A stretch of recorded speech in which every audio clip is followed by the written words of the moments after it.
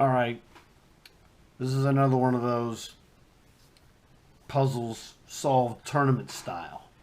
So let's look at this guy. End game white to move to win. Gotta look and see what's going on here. Interesting possibilities. Well, it's like our rook is under assault. That's easy to fix. That's not a big deal. But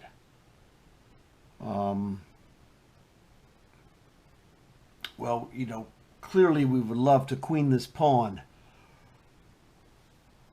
Problem we have is that we can't do it brute force directly because d7, he plays rook takes rook, and then we lose. Well, not lose, I guess.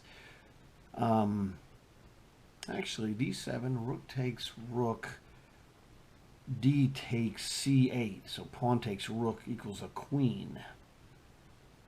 Problem is that would technically work. Probably have some kind of weirdness. That's actually not bad. Yeah, we also have, rook to d4 check, which is, pretty good. Also, technically, rook to h5 check, I don't think is very good. g3 check, I don't care for that either.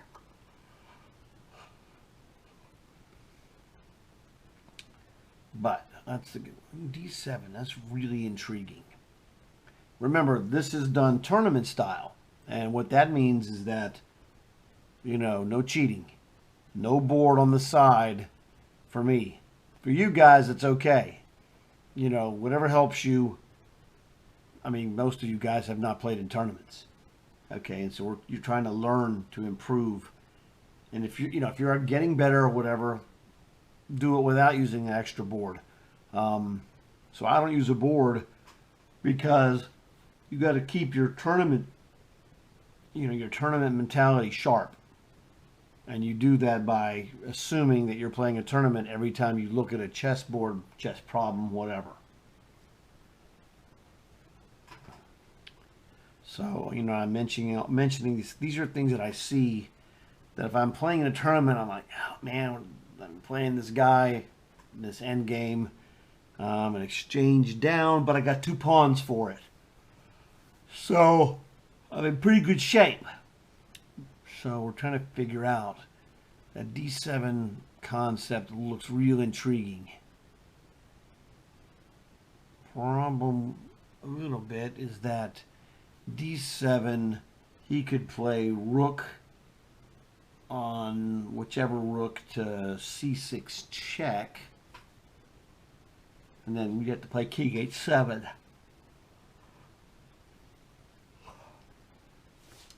So, good question. If he goes rook on 8 to c6 check, rook king h7, and we're still threatening to queen. He didn't really gain anything there. He could just play rook, if he wanted the rook c6 check, king h7, I mean rook on 5 to c6 check, and then follow that with rook to d8.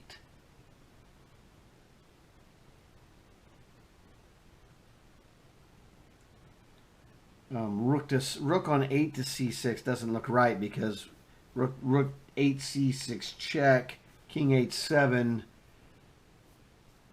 Oh, actually, that isn't very good. Because then he would just play rook takes d5 and we lose. So d7 is not the correct move. d7 is not correct because he checks us. Man, what a jerk.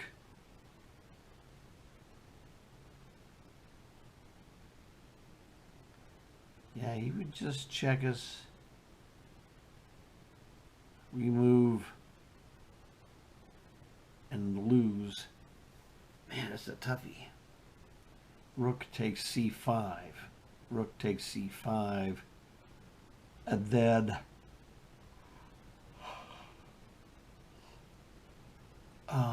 then we could go d7.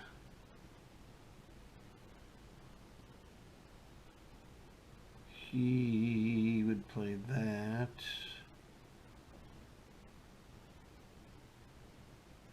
Ooh. Ooh. Hey, now you're getting somewhere.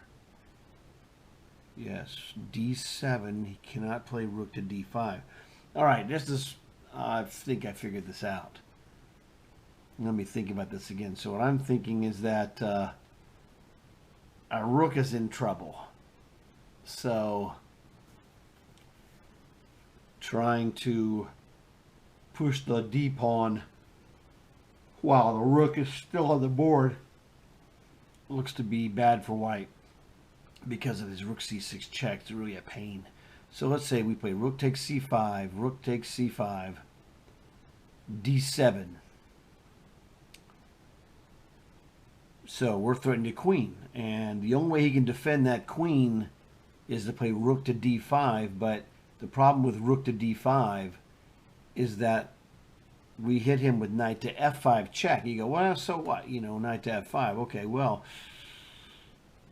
it is a so what, because when you check him on knight to f5, where does this black king go to? Pause the video. Okay, now if you're back, after knight to f5 check, where does this king go? Well, if you looked at it, you can't go to h5 or g5. The king blocks those. The knight blocks g3. The pawn blocks h3. He has one move left, king to g4. Well, I'm going to ask you a question. What do you play after king to g4? Pause the video. Okay, so I'm assuming you see what I see. After you check him on f5, he has to go to g4, and his rook, well, okay, he doesn't have to go to g4. He can play rook takes f5 or king to g4, but both of those moves lose. If he takes the rook takes knight, d8 equals a queen. Check and you lose. Or black loses, not you. So black loses. Or if you go knight to f5 check, king to g4, knight to e3 check, and you win the rook. So what I'm seeing here is that this sequence of rook takes c5, is forced because he loses a rook if he doesn't do it. And then you go d7, one square from queening. He's forced. He could play rook c6 check, and we could play king h7, and then he could play rook to d6, but that loses to knight f5 check. So the problem is he can't stop the rook needs to get behind the pawn to stop it, and whichever way he gets behind it on d5 or d6, he's in bad shape. He's got a problem. So I'm convinced that this is all done. Rook takes c5, number one. Rook captures rook on c5. d7, number two. Rook to d5 is the most logical move. And then knight f5 check, the third move. And his response is either rook takes knight, and then we queen with check on d8 as a fourth move, or he goes king to g4, and then our fourth move is knight to e3 check, forking king and rook. We win.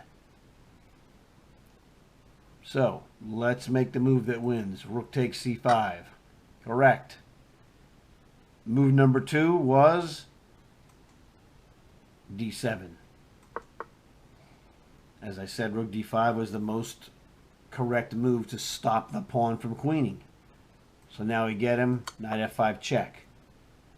He didn't take the knight because he sees that, well, too bad. Boink. This is tournament style. This is how it's done. Now, when you go back to the beginning here, whoops, go back here. There we go. You know, I went through the sequence that I discovered this by, you know, looking at what was available and what of the moves that were available, what were good and what were bad. So by process of elimination, you know, moving a king is trash because the rook is under attack. So the rook has to be covered, our own rook. So it doesn't take a whole lot to realize that rook takes c5 is the correct path. So we got that, you know, rook takes c5. He has to take it back, otherwise he loses. This is what makes it simple. d7. The problem is he cannot play rook c8 because we just take his rook and make a queen. So his ability to stop the pawn from the front doesn't work. Now remember, he could also technically play rook c6 check, but I had covered this for you. We would go to king to h7, and the only move he has left, rook d6, but that loses to knight fork on f5. So this is what separates the men from the boys.